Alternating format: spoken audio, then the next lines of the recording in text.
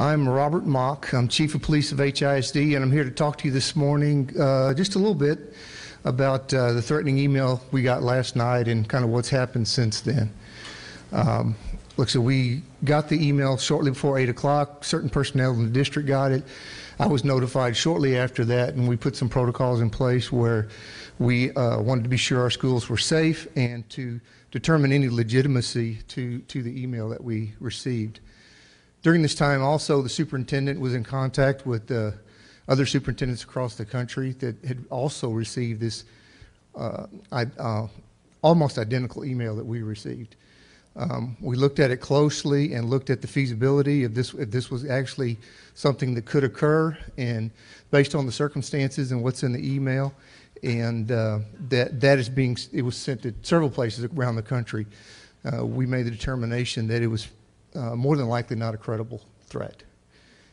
Since that time, we've been working all night. Our cyber crimes unit has been following up with the local fusion center and the FBI as far as checking the origins of that email, and we can say at this point it did not originate locally, so it's not from the Houston area.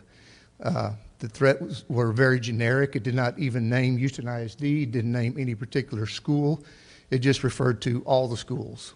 So again, it wasn't specifically targeting HISD, and pretty much, again, those emails all around the country said the same thing. So we spent all night with we have a explosive detection K9 unit that were out and randomly searching our schools. We brought in all the extra officers we could for patrol this morning and monitoring our schools throughout the day. We'll be doing that the rest of the week as a precaution. We had contact with our maintenance team, and they all came in early this morning, so all our facilities they did a walkthrough and a check of our facilities to look for anything out of place, anything suspicious, and there was nothing to be found. All our buildings are alarmed, and we have cameras monitoring them. Our HISD police dispatch monitored those buildings all night long. There were we had one burglary actually during the night, but there was no other infractions, no other alarms set off, tripped. So we felt reasonable that people had not come during the night to do anything to the building. Reasonably sure nothing happened during the night. Again, like I said, we're just on high alert. We appreciate everybody's assistance, from the public, our students, teachers, parents. We can't be everywhere at one time, and as a group, we can really help mitigate these threats when they come up. So anything people see or think they see or unsure of, please let us or some of the other authorities know. Along with the HISD Police Department, we had extensive partnerships in this with the Houston Police Department, Harris County, Houston Community College, West University, Bel Air, the constables, every agency, local law enforcement in the agency called us, participated with us, and helped us in patrolling the area and monitoring our schools. So again, it's been I believe there's going to be a new update coming out here shortly, a media release. As far as so far, everything's been normal this morning. School's in session, and kids are learning, and they're safe. Now, any questions? How are you deciding where to send the extra? Well, they're targeting different areas, the different feeder patterns, and targeting the schools in the feeder pattern and making steps. We have officers on all our middle and high schools, so our focus really with our extra patrols, we're supporting the elementary schools, which we don't have officers stationed at those. So that's where they've been visiting all day, again with our other partners, have been helping us out with that. Did the email threat just go to like a general HISD email?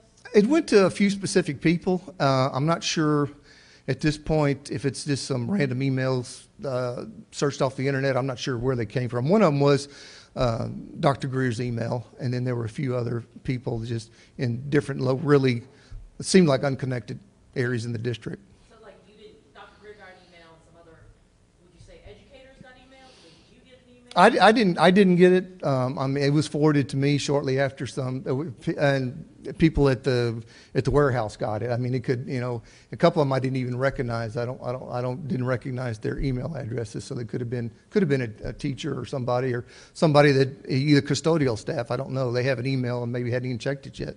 Did it look like it was like publicly available emails? I mean, did this look like a copycat thing or the same people? Well, it looked even initially, it was very similar to what we saw at LA and New York this week. And again, with the superintendent contacting other large agencies in the country and almost identical, the same email was going out and looked like from the same source as well. So we were fairly confident it's from the same source. So moving forward, well, can you talk to us about moving forward? I mean, obviously today, tomorrow's Friday, but what about in the weeks to come? You guys are on break, but when the kids come back, what are you guys working on? Right, and we're going to continue that that high alert, and we encourage everybody else again to help us with that and report something, even if you think it's nothing, to let us know. And that we need that participation. Like I said, our officers are here. We work 24/7. We'll be working over the break. We'll be monitoring the schools over the break, and make sure that they're safe to return to when we come back in January. Kind of talk us through what goes into deciding, is it a credible threat, is it not, do we close schools, do we not? Well, and it's a group decision based on recommendations and the facts at hand.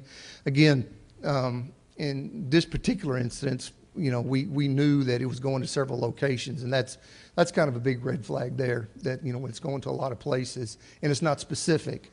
And again, this had been happening all week, so it really that was a lot of the impetus toward that we think this is probably not credible. And then as we researched further and looked into it and looked at really the content of the email itself was just so, I'll say, over the top. I mean, as far as what was going to occur, and it just the logistics of it just didn't pan out. Can you say more specifically what was over the top? Well, and it was just the type of weapons and explosives that were going to be used, and we have not released the actual email yet. It's very similar to what was posted in California.